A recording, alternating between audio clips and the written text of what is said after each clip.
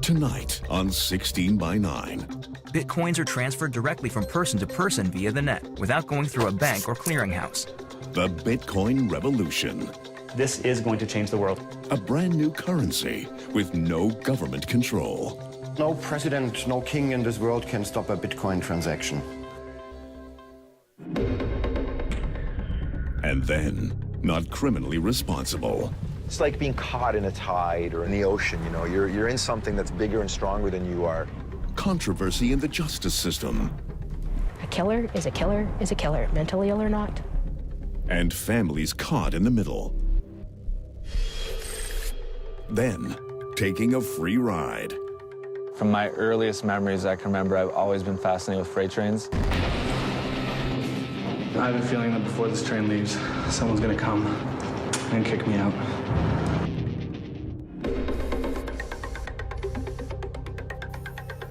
Here's Carolyn Jarvis. Good evening and welcome to 16 by 9.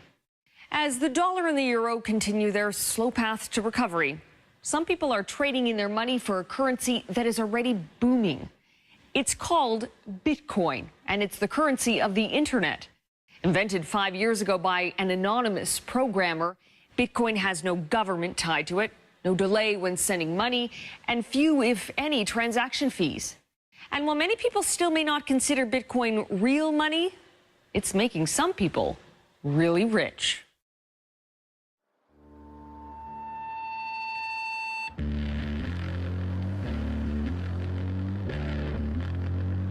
It has been the scene of many uprisings.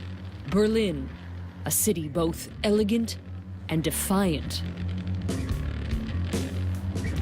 At its heart lies a neighborhood called Kreuzberg, the most radical of all. It's a kind of revolutionary area. People here are looking for alternatives to existing systems. It is here, from behind his bar, that Jörg Platzer leads a modern-day rebellion against the current financial system and the governments that control it. It's a digital money that can be transferred at almost no cost in split seconds around the globe from human to human. What he's talking about is Bitcoin, an online currency that is taking off. That is 0.0353 Bitcoin, please. Bitcoin is different than anything you're used to. The dollar, the yen, the euro, currencies are traditionally connected to governments and to banks. But not Bitcoin. That's what makes it so appealing to the radical in Jörg. For example, no president, no king in this world can stop a Bitcoin transaction. Governments accustomed to paper money protected by bank rules are struggling, trying to figure out what to do about this new virtual currency built for the internet age. Some countries have made it illegal, others are trying to regulate it. And just this month, the United States held Senate hearings into Bitcoin. Bitcoin should not be regulated, Bitcoin cannot be regulated, and governments should just take the fingers off Bitcoin. Aaron Koenig is a libertarian who's very public about his view of governments and their banks. We need a different monetary system, and Bitcoin can be it. He blames them for the world's financial woes. The current monetary system is a big fraud. It's a big Ponzi scheme. All this financial crisis we've been through, it's all very much linked to the monetary system that we have, which is a very bad and evil system. And while he doesn't believe in banks, he does believe in Bitcoin. I'm happy not to have my money in the bank because I don't trust banks. I'd rather have my money in gold, silver, real estate, Bitcoin, because that's safe. Germany is the only country that's given Bitcoin the official stamp of approval, deeming it private money. So here, at about 24 shops that accept it, you can use Bitcoin just like you'd use a euro. Jörg's bar was the first to accept Bitcoin and has become a gathering place for believers. We are from Holland. We made a decision to make a road trip to Berlin. I want to spend some Bitcoins because they are one of the places to be at the moment. Jörg is absolutely certain Bitcoin will eventually be used everywhere. I'm as confident about that as I was 25 years ago about email, when everybody told me, Jörg, who is ever going to send these funny computer-to-computer messages? That's got no future. Bitcoin has been around since 2008, when this email was sent out to a group of techies. It talked about a new electronic cash system, and it was authored by Satoshi Nakamoto, a person or group of people who remain a mystery. The premise of Bitcoin can be tricky to explain. Bitcoin is a cryptocurrency, virtual money that exists in cyberspace. What is Bitcoin? Bitcoin is the first decentralized digital currency. While governments make new money by printing more at the mint, Bitcoins are mined, not unlike gold. Except here, a supercomputer, or even a computer whiz, mines new Bitcoins by cracking a complex code unique to each Bitcoin. With Bitcoin, miners use special software to solve math problems and are issued a certain number of Bitcoins in exchange. When a code is cracked, the person who owns the computer now has a new Bitcoin. And, like a lump of gold, they can sell it or use it to buy things. Bitcoins are transferred directly from person to person via the net, without going through a bank or clearinghouse. And again, like gold, the number of Bitcoin is finite, capped at 21 million.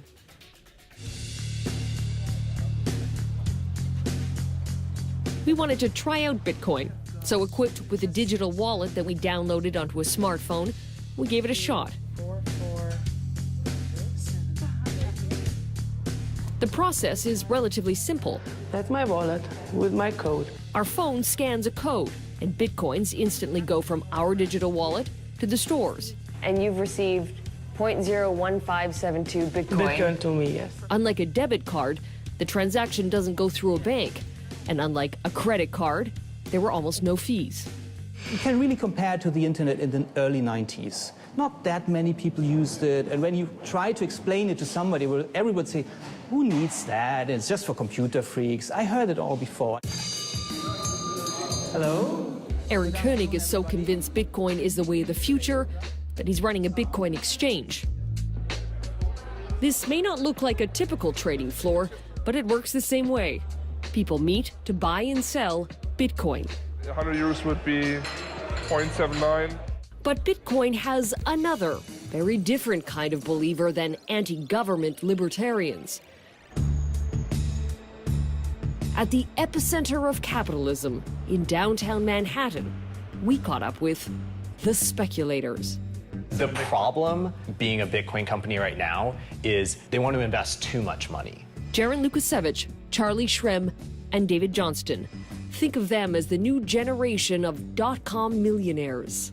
Every major venture capital firm in the country is looking to invest in our company, and they're very serious about many companies in the space. All three created Bitcoin startups and reaped the rewards of investing early. When you first bought Bitcoin, how much was it worth? 35. I think 17. $14.56. And how much is it worth today? Gox I saw this morning at 200 and Bitstamp at 190. That's incredible. Yeah. It's just the beginning. Since we recorded that interview in October, Bitcoin has multiplied more than fivefold in price, cracking the $1,000 mark for one Bitcoin. So there are still millionaires to be made. Absolutely. There are billionaires to be made. Perhaps the first billionaires to be made will be the Winklevoss twins of Facebook fame, who reportedly own 1% of all Bitcoin. Today, Charlie Shrem co-owns a bar he bought with Bitcoin, pays his rent with Bitcoin, and he, along with Jaron and David, hope their companies will drive Bitcoin into the mainstream. Something that can be used for someone in their everyday life, the soccer moms, the grandmas, that's when Bitcoin's going to really be valuable. And that's what we're all trying to do. To people who say this isn't real money, you say what? The dollar isn't real money. Speculators are the largest group of Bitcoin owners by far, credited with skyrocketing Bitcoin's value. But some of the same things that attract speculators are drawing in another group. Breaking news tonight, a mysterious online marketplace. The FBI has seized control of the Silk Road. It's like cocaine and heroin. And it's making Bitcoin front page news. Next, a cyber currency and its criminal connection. It often can become a haven for money launderers, terrorists, narco-terrorists, etc.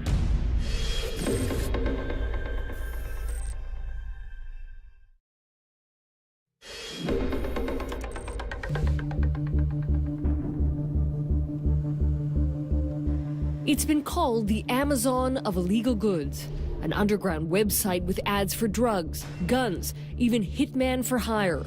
It went by the name Silk Road, and it only dealt in Bitcoin. It's Silk Road. Black tar heroin to crack cocaine. Cybercurrency, illegal business on the web. When the FBI shut it down in October, it made headlines. They called it the most sophisticated criminal marketplace on the internet. A haven for money launderers, terrorists, narco-terrorists, etc. Sophisticated because Bitcoin, a new cyber currency, provides a veil of anonymity to its users. And according to the FBI, in the 2.5 years Silk Road was running, more than $1 billion worth of illegal goods was pumped through the site. Bitcoin is tainted by the company it keeps. Duncan Stewart is a tech trend analyst.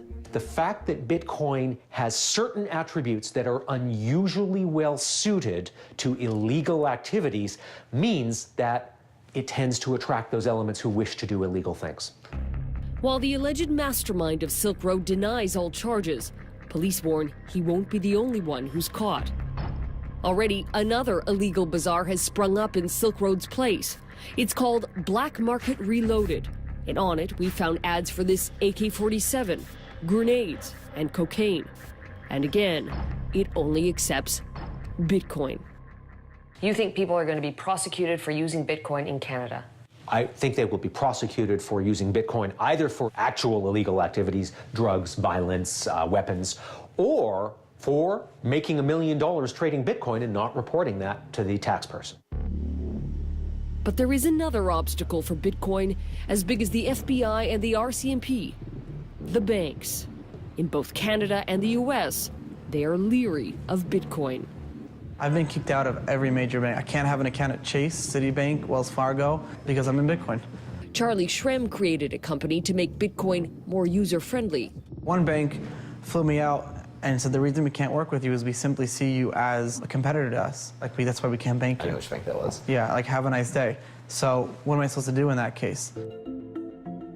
In Canada, some Bitcoin startups have received letters like this one, closing down their accounts.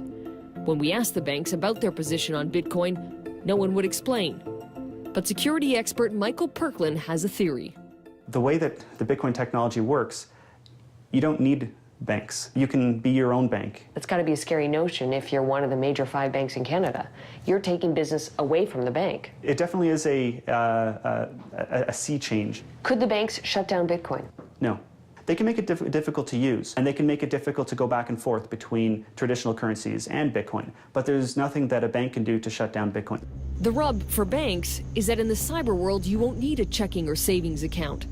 People will be able to keep their money in an electronic wallet. So given this new technology, what will the banks look like in 20 years' time? Hi, I'm Mike. How's it going?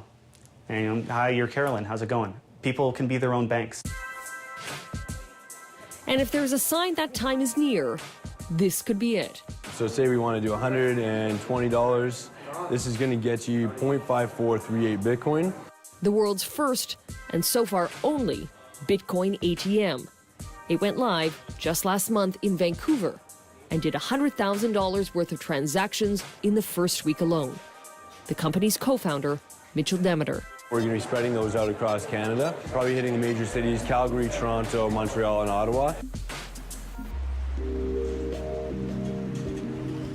Currency expert Arvind Jan doesn't buy it. He says Bitcoin is unreliable and too much of a mystery. It's being issued by an algorithm on computer, but who's deciding that? Who decides how many dollars are issued? Who has control over that? And that part gives me a bit of a fear that it has the potential to become a Ponzi scheme. He says the money we have now works because it's backed by institutions and norms, like regular elections and taxes. The fact that these are currencies issued by a system that is working according to known rules, and it is working, it's likely to continue working for the foreseeable future. Without government rules or a framework, Bitcoin is only regulated by the free market. If you ask me what's going to be the value of Bitcoin in 1 year, I would say somewhere between $20,000 and $2,000. A bubble is not a stable situation. It's, in the long run, very unhealthy for the economies. And who's to say there won't be another digital currency in a month?